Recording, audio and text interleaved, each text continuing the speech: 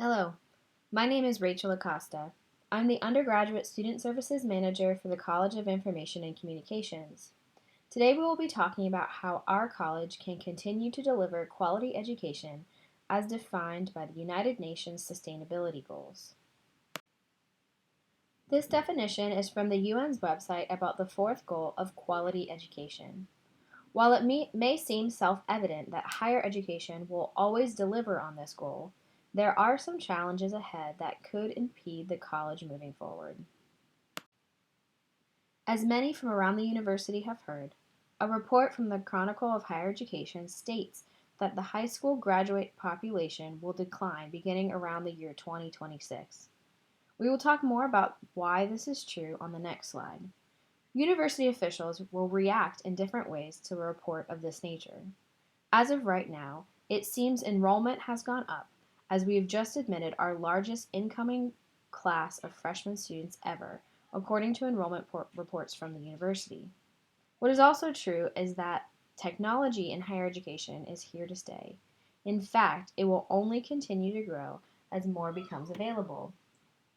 While these can be good things, if we are not purposeful, certain pitfalls can come with these changes.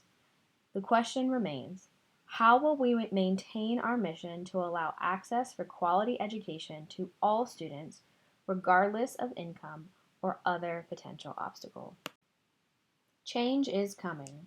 The total number of high school graduates will fall. In a time where a state institution like ours relies more on tuition dollars and not state funding, this can be a scary prospect. There are many ways we can respond to this kind of report. Another truth is that technology is here to stay in higher education. Faculty are encouraged more and more to use technology in the classroom. Online courses, either 100% asynchronous or 50% asynchronous, and other technological changes in delivery of instruction are becoming more a part of our higher education landscape. While the majority of students have access to technology, there is still a percentage that does not. Although small in numbers, those students who do not have access to this technology are also the kinds of students that can most benefit from a higher education degree. It is not only low-income students who may not have access. Students with disabilities may have harder and harder times to access course materials and other necessary information at the university. This is because many of the technologies we use are not accessible to these students. With all this in mind, this slide shows some of the accessibility issues low-income students will face in the next decade. Universities, in order to increase their ranking through test scores, could block out students of lower income and of diverse populations. The way cost of living expenses is calculated by universities could cause a differential in financial aid given, therefore not making higher education financially viable for many students. Finally, in order to bring in more tuition dollars, universities may go after more non-resident students who pay higher tuition rates. However, there has been an associated negative decline in the proportion of low-income in-resident students that attend that university. That relationship is even more strong in universities and states with high poverty rates, as seen on this slide.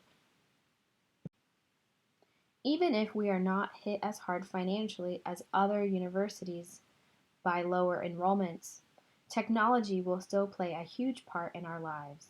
Developers do not always have users from diverse backgrounds and diverse needs in mind when creating their technology to sell to institutions. We can be the voice of these students to make sure that they are not left behind in the technologies we purchase. As we head into a new decade, it will be important that we strategically plan for the changes to come. We need to be committed to strategic planning. Students do want to graduate within 4 years, not just because that's what they want, but because of finances. Using data to plan curriculum is more effective and more efficient. We also can look at curriculum bottlenecks and identify ways that we can help solve this problem. Some of our requirements may put economic burdens on students Those of low-income backgrounds may not be able to compensate for those. Also, we need to encourage technology developers in their accessibility. There are many investments we can make now to help plan for the future. We already offer scholarships to students, and we should remain committed to that endeavor. As the new budget model rolls out, we can look for ways to address bottleneck areas in our curriculum and how we can address these concerns. One idea I would like to propose is to look for more interdisciplinary ways through faculty and course offerings that we can be innovative. There are other faculty on this campus that are doing research and work that could benefit and contribute to what we do here in our college. The Curriculum Committee can also work with the Associate Deans for Diversity and Equity and Inclusion, as well as the Associate Dean for Academic Affairs, to make sure from a curriculum and a technology standpoint we are being inclusive. Moving forward, the three groups who need to be involved in this process are senior leadership in the college, faculty, and students. The senior leadership can be in connection with other departments on campus and how they are addressing these issues. They can also keep these initiatives' importance visible to the college. For faculty, designing curriculum and pedagogies that are inclusive, that have universal design in mind, is crucial. Also, having an awareness of obstacles students face from all backgrounds is important. Finally, students need to be encouraged to participate in the conversation. They need to voice their struggles and concerns so that everyone is aware from their point of view how our initiatives are going. As always, there will be things that do not go well at first or those who are resistant to changes made. It will take time to build something new. There are also many times where we will meet failure before we gain success.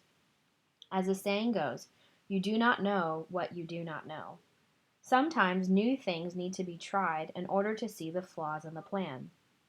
But that does not mean we should not move towards inclusivity and accessibility.